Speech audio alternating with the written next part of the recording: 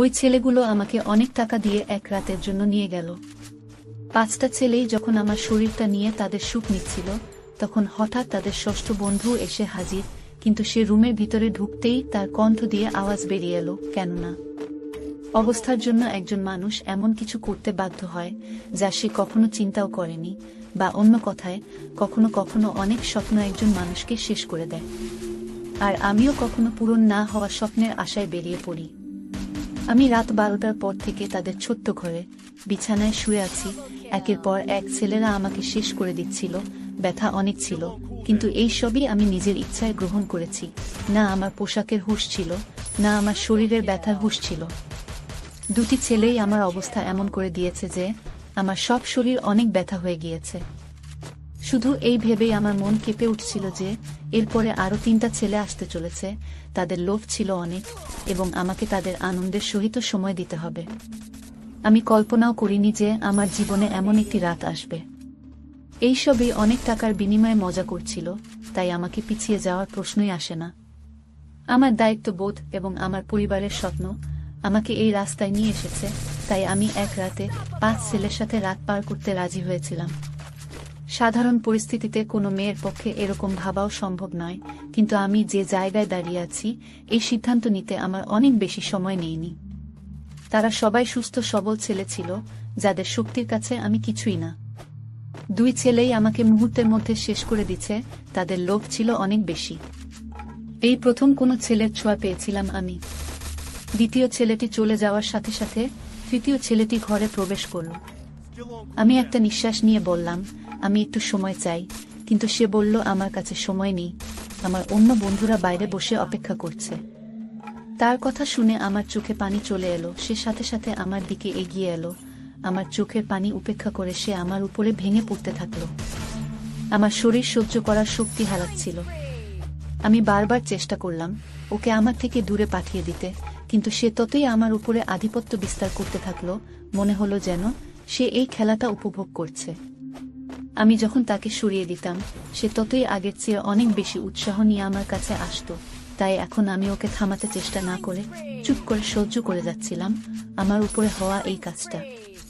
1.5 ঘন্টা ধরে সে তার সুখ মেটাতে থাকলো, আর যাবার সময় আমার শরীরে দাগ দিয়ে বলল সুযোগ পেলে আবার আমার সাথে সময় পার করতে আসবে।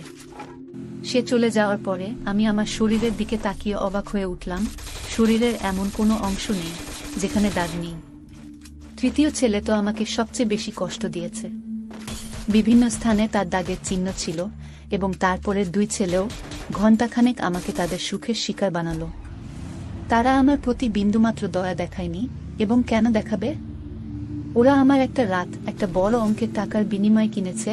তারা শুধু তাদের সুখ নিচ্ছে। আর এই একটা রাত আমার জীবনের সবচেয়ে অন্ধকার রাত হয়ে গিয়েছে। আমার অবস্থা এমন হয়েছিল যে আমার কোনো জ্ঞান ছিল না। ব্যথার কারণে আমি এদিক ওদিক ঘুরতেও পারছিলাম না। আমার চোখ আস্তে আস্তে বন্ধ হতে শুরু করে। তখনই তারা আমাকে বলল যে তাদের একজন বন্ধু এসেছে।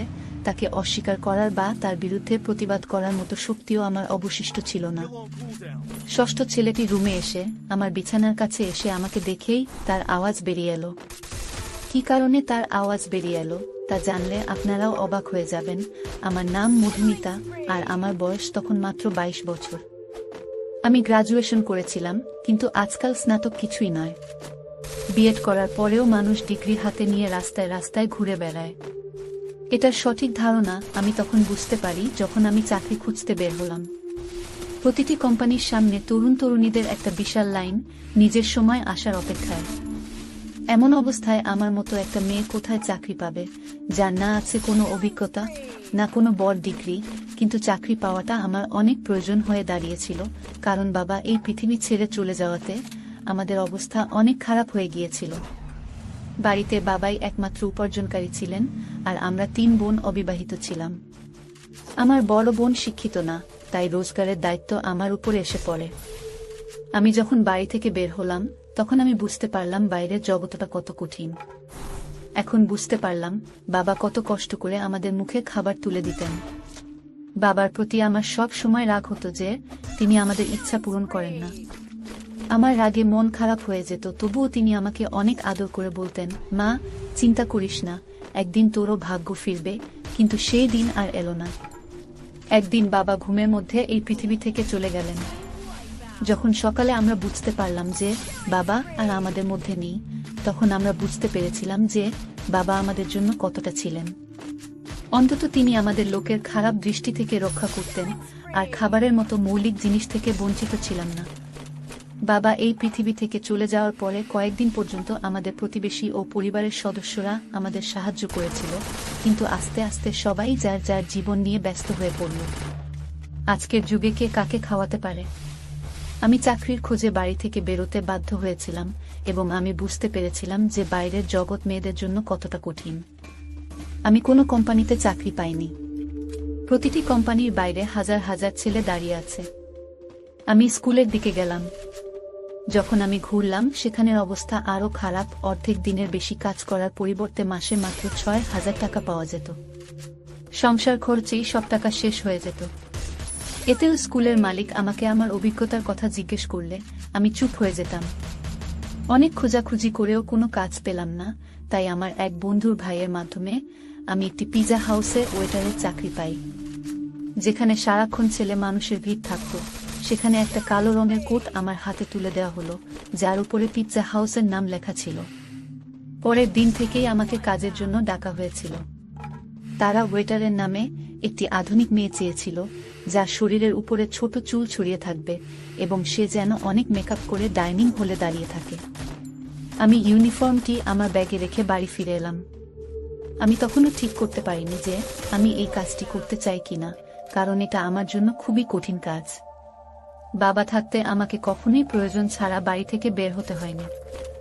আর এত সব পোশাক পরে এত ছেলের মধ্যে পিৎজা হাউসে দাঁড়িয়ে থাকাটা আমার জন্য অনেক অস্বস্তিকর কাজ ছিল। কিন্তু ক্ষুধা একজন মানুষকে সবকিছু করতে বাধ্য করে। আমি যখন সেখান থেকে বাড়ি ফিরে আসি, তখন আমার মা দরজার দিকে তাকিয়ে দাঁড়িয়েছিলেন। আমাকে দেখে তার চোখে পানি চলে আসলো। আমি আমার মাকে জিজ্ঞেস করলাম তিনি দরজা পর্যন্ত কেন এসেছিলেন। তখন মা কাঁদতে শুরু করে বলল, মা, কারেন্ট মিটারের লোকজন এসে আমাদের বিদ্যুৎ সংযোগটা বিচ্ছিন্ন করে দিয়ে গেছে। মায়ের কথা শুনে আমার মনটা কেমন করে উঠল। এখন অনেক গরম, কারেন্ট ছাড়া বেঁচে থাকা অনেক কঠিন। কিন্তু গত 2 মাস ধরে আমরা বিল দিতে পারিনি, সম্ভবত সে কারণেই আমাদের বিদ্যুৎ সংযোগটা বিচ্ছিন্ন করে দিয়েছে। মায়ের চোখের পানি আমাকে সিদ্ধান্ত নিতে বাধ্য করে। আমি মাকে ধরে বললাম, আমি একটা ভালো জায়গায় চাকরি পেয়েছি, কাল থেকে আমাকে কাজে যেতে হবে। মা আমার মাথায় হাত রেখে বললেন, এখন তুই আমাদের ভরসা, আর তোকেই তোর 2 বোনের বিয়ের ব্যবস্থা করতে হবে। মা আমার উপরে একটি ভারী দায়িত্ব দিয়ে দিলেন। আমি ভাবছিলাম কিভাবে আমি এই দায়িত্ব পালন করব, কিন্তু আমাকেই এই দায়িত্ব পালন করতে হবে। মা জিজ্ঞেস করছিলেন আমি কোথায় চাকরি পেয়েছি, কিন্তু আমি তাকে বলতে চাইনি আমি কোথায় চাকরি পেয়েছি। তাই আমি মাকে বললাম যে আমি একটি বড় কোম্পানিতে একটি ভালো চাকরি পেয়েছি। আমার কাজের সময় ছিল বিকাল 3টা থেকে বিকাল 11টা পর্যন্ত। আমি অনেক কষ্টে মাকে এই কথাটা বলেছিলাম। আমার চাকরির সময় জেনে তিনি অবাক হয়ে আমার দিকে তাকাতে থাকলেন যে এটা কোনো কোম্পানি যেখানে বিকেল 3টায় তোকে কাজে ডাকে। আমি মিথ্যা বলেছিলাম যে এটা একটা মাল্টিন্যাশনাল কোম্পানি, এখানে 24 ঘন্টা কাজ চলে। এই সময়ে আমাদের টাকার এত প্রয়োজন ছিল যে তিনি আমাকে প্রশ্ন করার পরিবর্তে আমার মা আমাকে অনেক আশীর্বাদ করলেন। পরের দিন দুপুর 2টায় পিৎজা হাউসের জন্য বেরিয়ে পড়লাম। আমি কি জানতাম এখান থেকে আমার ভাগ্য আমাকে কোথায় নিয়ে যাবে। পিৎজা হাউসে আসার পর ইউনিফর্ম চেঞ্জ করছিলাম। ম্যানেজার আমাকে পিৎজা হাউসের দরজার কাছে দাঁড় করিয়ে বললেন, আজ তোমার প্রথম দিন, তাই তুমি আসা যাওয়ার সবাইকে সম্মানের সাথে স্বাগত জানাবে। তারপরে আমার দিকে তাকিয়ে সে রেগে বলল, এটা কি রকম হলো, আগে তুমি তোমার মেকআপ করো। ম্যানেজারের কথা শুনে আমি টেনশনে পড়ে গেলাম, কারণ আমার মেকআপ ছিল না। সেখানে উপস্থিত আরেকটি মেয়ে তার মেকআপ নিয়ে সে আমাকে দ্রুত মেকআপ করে দিয়েছিল, এবং তারপরে আমি যখন আয়নায় নিজেকে দেখলাম আমি অবাক হয়ে গেলাম। আমি জানতাম না যে আমি এত সুন্দর। আমার শরীরের রং সাদা, কিন্তু একটু মেকআপ করার পর আমি অনেক উজ্জ্বল হয়ে উঠলাম। আয়নায় নিজেকে দেখছিলাম, তখন মেয়েটি বলতে শুরু করলো যে এই লোকগুলো তোমাকে শুধু তোমার সৌন্দর্যের জন্য এখানে রেখেছে, নইলে কাজ করার জন্য তো অনেক লোক আছে। আমি জানলাম যে আমি আমার যোগ্যতার জন্য নয়, আমার সৌন্দর্যের কারণে এই কাজটি পেয়েছি। কাজের প্রথম দিনটি আমার জন্য অনেক কষ্টের ছিল। আমি বিকাল ৩টা থেকে দরজায় দাঁড়িয়ে আছি, এখানে আসা ছেলে মেয়েদের স্বাগত জানাচ্ছি। মহিলাদের সংখ্যা অনেক কম, বেশিরভাগ ছেলেরাই আসছিলেন। শেষের দিকে আমার পায়ে অনেক ব্যথা ছিল। তারপরেও বাসে করে রাত 12টার দিকে বাড়িতে পৌঁছালাম। মা জেগে আমার জন্য অপেক্ষা করছিল। আমি মায়ের সাথে বসে খাবার খেয়ে তাড়াতাড়ি বিছানায় শুয়ে পড়লাম। আমি বাবাকে অনেক মিস করছি। বাবা আমার বেশিরভাগ দুঃখ সামলাতেন, তবুও আমি সবসময় তার সাথে এটা সেটা নিয়ে রাগ করতাম। আমি পায়ের ব্যথায় অনেক কষ্ট করতে করতে বুঝতেই পারিনি কখন ঘুমিয়ে পড়েছি। পরের দিন আবার 2টার দিকে বাসা থেকে বের হলাম। আজ আমাকে দরজার কাছে দাঁড় না করিয়ে অর্ডার নেওয়ার কাজটি দেওয়া হয়েছিল। এই কাজটা আমার কাছে কিছুটা সহজ মনে হয়েছিল, কিন্তু কিছু সময় পরে বুঝেছিলাম এই কাজটা মোটেও সহজ নয়। আমি যার কাছে অর্ডার নিতে যেতাম, প্রায়ই ছেলেরা আমার মাথা থেকে পা পর্যন্ত তাকিয়ে হাসত এবং জবাবে আমাকেও হাসতে হতো, কারণ এটাই আমার কাজের নিয়ম। তারা ইচ্ছাকৃতভাবে অর্ডার দিতে অনেক সময় নিত। মাঝে মাঝে অর্ডার দেওয়ার সময় আমার এত কাছে আসত যে আমার নিঃশ্বাস বন্ধ হয়ে যেত। এখন আমি ভালোই বুঝতে পারছি যে এই পিৎজা হাউসটি ওয়েটারের কারণেই চলত। এখানে আসা বেশিরভাগ ছেলেই আসত শুধুমাত্র মেয়েদের জন্য। দিনগুলো এভাবেই চলে যাচ্ছিল এবং আমি এখানে কাজ শুরু করার 1 মাস হয়ে গেল। সেই 1 মাসে অনেক কিছু ঘটে যা আমার জন্য অনেক অদ্ভুত ছিল। ছেলেদের অর্ডার দেওয়ার অজুহাতে কাছে আসা এবং ডবল মিনিং যুক্ত শব্দ ব্যবহার করা। কিন্তু এই চাকরির সবচেয়ে ভালো জিনিস হলো বেতন ছাড়াও এই 1 মাসে অনেক টিপের টাকা জোগাড় হয়েছিল। সেই টাকা আমি বিদ্যুতের বিল দিতে ব্যবহার করি। আস্তে আস্তে পিৎজা হাউসের পরিবেশে খারাপ হয়ে পড়ি। প্রতিদিন সন্ধ্যায় 5 জন ছেলে পিৎজা খেতে এসে কোনার টেবিলে বসত। সেই টেবিলটা ছিল আমার ভাগে। আমি প্রতিদিন তাদের কাছে অর্ডার নিতে যেতাম। তারা 5 জনই 24 বছর থেকে 25 বছরের ছেলে, যারা আমার দিকে গভীরভাবে তাকাত। আজও যখন আমি তাদের কাছে অর্ডার নিতে গেলাম, তাদের একজন জিজ্ঞেস করে, তুমি এখানে বাধ্য হয়ে কাজ করতাই না? আমি হ্যাঁ বলে দিলাম। সে সাথে সাথে তার কার্ডটি বের করে আমার সামনে রেখে বলল, তোমাকে অনেক ভদ্র মেয়ে বলে মনে হচ্ছে। যদি তোমার কোনো সাহায্যের প্রয়োজন হয় তবে দয়া করে আমাকে মনে রেখো। আমি কিছু না ভেবেই কার্ডটি নিয়ে আমার কোটের পকেটে রাখলাম। আমি যখন কার্ডটি নিলাম, সে হাসল। তারপরে এই চলতে থাকল। প্রতিদিন আমি তাদের অর্ডার নিতে যেতাম, তাদের একজন আমাকে প্রশ্ন করত। এইভাবে প্রতিদিনের কথা বলার কারণে আমাদের মধ্যে কিছুটা বন্ধুত্বপূর্ণ সম্পর্ক তৈরি হয়। 2য় মাসও দেখতে দেখতে পার হয়ে গেল। তারপরে একদিন মা আমাকে বললেন যে তোর বর দিদির খুব ভালো একটা সম্বন্ধ এসেছে আর তারা তাড়াতাড়ি বিয়ে করাতে চায়। মায়ের কথা শুনে আমি অনেক টেনশনে পড়ে গেলাম, কারণ সবে মাত্র আমি বাড়ির খরচ বহন করেছি, বিয়ের দায়িত্বের কথা ভাবতেও পারিনি। মা বলতে শুরু করেন, তোর কোম্পানি থেকে লোন নে, অনেক বড় কোম্পানি, লাখ টাকা লোন পেলেও তোর দিদির বিয়ে ভালোভাবে হয়ে যাবে। আমার বর দিদি 24 বছর বয়সী এবং মা তাকে নিয়ে অনেক টেনশনে ছিলেন। এখন আমি কিভাবে মাকে বলবো যে আমি পিৎজা হাউসে ছোট একটা চাকরি করি? আমি কিভাবে লাখ টাকা জোগাড় করব? তাই আমি মায়ের কথার কোনো রিপ্লাই দেইনি। কিন্তু মায়ের চোখে আসার আলো স্পষ্ট দেখতে পাচ্ছিলাম আমি। আমার মা নিশ্চিত ছিলেন যে আমি কোম্পানি থেকে লোন পাব। আর আমি ভাবছিলাম আমার মিথ্যা আমাকে কিভাবে ফাঁসিয়ে দিয়েছে। পরের দিন আমি কাজের সময় সারাক্ষণ টেনশনে ছিলাম, যেটি আমার সাথে কাজ করা মেয়েটি লক্ষ্য করেছিল। সে আমাকে বলল, মধুমিতা, তোমার অনেক মন খারাপ মনে হচ্ছে। আমি তাকে বলেই দিলাম আমার বর দিদির বিয়ে দিতে হবে, কিন্তু আমার কাছে এত টাকা নেই। আমার কথা শুনে সে বলল, তাহলে এত খরচ করার কি দরকার? কোনোরকম ভাবে বিয়ে দিয়ে ছেড়ে দাও। ওর কথা শুনে আমি চিন্তায় পড়ে গেলাম। ও ঠিকই তো বলছে, এত বড় করে করার কি দরকার? বাড়িতে এসে মাকে পরামর্শ দিলাম দিদিকে সাধারণভাবে বিদায় দিতে, কিন্তু আমার কথা শুনে মা বলতে শুরু করেন যে আমাদের অবস্থার কথা সবাই জানে না। ছেলের পরিবার আগে থেকেই টাকার একটা লম্বা লিস্ট ধরিয়ে দিয়েছে। আর এখন যদি তোর দিদিকে খালি হাতে বিদায় দেই, তাহলে ওর শ্বশুরবাড়ির লোকেরা সারা জীবন ওকে কথা শোনাতে থাকবে। মায়ের কথা শুনে আমি রেগে গিয়ে বললাম, দিদির এমন জায়গায় বিয়ে দেওয়ার কি দরকার? আমার কথা শুনে তিনি রেগে গিয়ে বললেন, অনেক কষ্টে একটা ভালো সম্বন্ধ এসেছে, তাতেও তুই দোষ খুঁজছিস। আজ যদি তোর বাবা বেঁচে থাকতেন তাহলে এসব নিয়ে আমাকে ভাবতে হতো না। যে কোনো উপায়ে তিনি মেয়ের বিয়ের টাকা জোগাড় করতেন। মায়ের চোখে পানি দেখে আমার মনে অনেক কষ্ট পেলাম। তিনি তো ঠিকই বলেছেন, বাবা বেঁচে থাকলে কোনো না কোনোভাবে টাকা জোগাড় করতেন। আমি মাকে ধরে কথা দিলাম যে আমি তাড়াতাড়ি টাকার ব্যবস্থা করে দেব। আমি নিজেও জানতাম না এত টাকা কোথায় পাবো আমি। বাবার ছায়া সত্যি সন্তানের জন্য বড় আশীর্বাদ। তারা নিজের জীবনের ঝুঁকি নিয়েও সন্তানকে জীবনের সব সুখ দেয়। আমার পক্ষে বাবার জায়গাটা নেওয়া অনেক কঠিন ছিল। এইভাবে টেনশনেই দিনগুলো পার হয়ে যাচ্ছিল।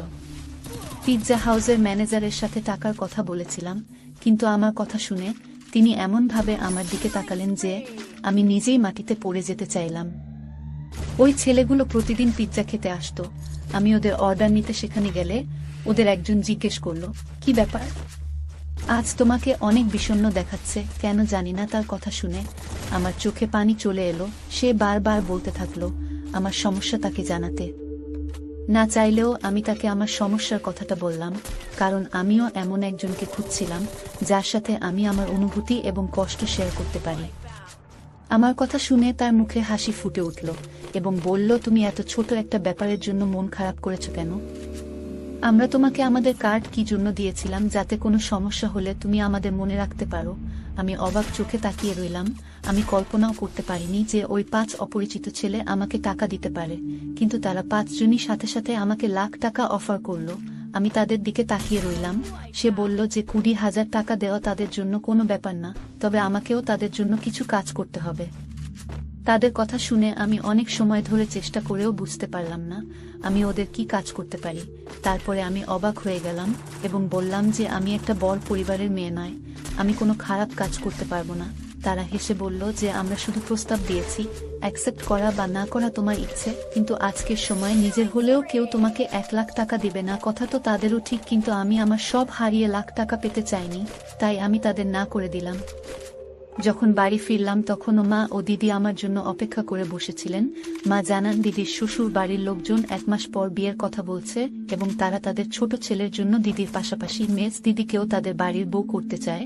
এতে এক খরচে 2 বিয়ে হয়ে যাবে। মেজ দিদির সম্বন্ধের কথা শুনে খুশি হয়েছিলাম, কিন্তু 1 মাসের কথা শুনে আমার জীবন শেষ হয়ে যাচ্ছিল। টাকার কোনো খবর নেই আর মা আশায় রয়েছেন। আমি একবার দিদির মুখের দিকে তাকালাম। অনেকদিন পরে সেখানে খুশির আভা দেখতে পেলাম। আমি আমার দিদির শ্বশুর বাড়ির লোকেদের সাথেও দেখা করেছি, সত্যি তারা অনেক ভালো মানুষ, কিন্তু আজকের সময় টাকা ছাড়া কে মেয়ে বিদায় করে তারাও এই সমাজেই বাস করে। আমি চিরকাল আমার বোনেদের সুখ দেখতে চেয়েছিলাম। আমি মাকে বললাম, তুমি বিয়ের সব কিছু ঠিক করো, টাকার ব্যবস্থা হয়ে যাবে। আমার কথা শুনে ঘরে খুশির জোয়ার বইল, কিন্তু তারা জানতো না তাদের এই খুশি আমার সম্মানের বিনিময়ে মিলেছে। পরের দিন আমি সেই 5 ছেলের কথায় রাজি হয়ে যাই। তারা হেসে বলল, আমরা জানতাম তুমি রাজি হবে। তারা 5 জনই প্রস্তাব দিল তারা আমাকে 1 রাতের জন্য তাদের সাথে নিয়ে যাবে। আমি আমার মাকে বললাম যে বছর শেষ হওয়ার কারণে কোম্পানিতে অনেক কাজ আছে, তাই আমাকে কোম্পানিতে 1 রাত থাকতে হবে। আর কোম্পানি আমার লোন পাস করেছে, তাই আমাকে তাদের কথা মানতে হয়েছে। লোন পাস হওয়ার কথা শুনে মা এত খুশি হয়েছিলেন যে তিনি আমাকে রাতে থাকার অনুমতিও দিয়ে দেন। আর আমি পিৎজা হাউস থেকে ছুটির পরে ওই 5 ছেলের সাথে চলে গেলাম। তারা আমার সম্মান নষ্ট করেছিল। যখন ষষ্ঠ ছেলেটি ভিতরে আসে, আমাকে দেখে তার আওয়াজ বেরিয়ে গেল, কারণ সব বিছানা ময়লা হয়ে নষ্ট হয়ে গেছিল এবং আমি জীবনের শেষ নিঃশ্বাস নিচ্ছিলাম। সে সাথে সাথে আমাকে গাড়িতে নিয়ে একটি ছোট হাসপাতালে নিয়ে আসে। সেখানে ডাক্তার তার পরিচিত কেউ ছিল। কয়েক ঘন্টা আইসিইউতে থাকার পরে আমার অবস্থা কিছুটা ভালো হলো, কিন্তু আমার শরীর আমার সম্মান সাক্ষ্য দিচ্ছিল। সেই ছেলেটিও সেই 5 জনের বন্ধু ছিল, কিন্তু তার মধ্যে কিছুটা মানবতা ছিল এবং আমার প্রতি তার দয়া হয়েছিল। নইলে হয়তো আমি ওই বিছানাতেই শেষ হয়ে যেতাম।